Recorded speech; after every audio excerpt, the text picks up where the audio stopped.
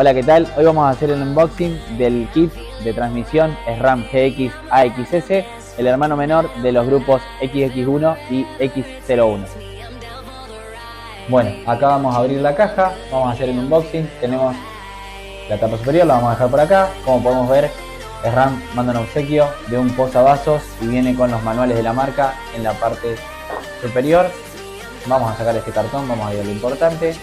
Tenemos lo que es la pata, este modelito de SRAM GX, muy similar a lo que es la gama superior de XX1 y X01. La pequeña diferencia que tenemos es en el peso. Tenemos un protector de batería en la parte trasera y es totalmente electrónico a Bluetooth.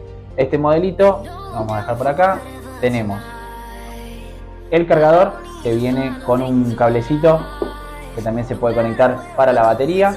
Tenemos la batería del grupo, el shifter para colocarlo también en la parte de manubrio y el agarre también para colocarlo perfectamente. Lo que es el tema de esta herramienta que tenemos acá es para ajustar la pata a su medida, y tenemos lo que es por acá un kit de herramientas para poder poner todo el grupo completo como corresponde. Además de este kit, trabajamos toda la línea completa de SRAM, así que cualquier cosa nos pueden consultar por las redes o al número de teléfono que dejamos ahora al final de la publicación.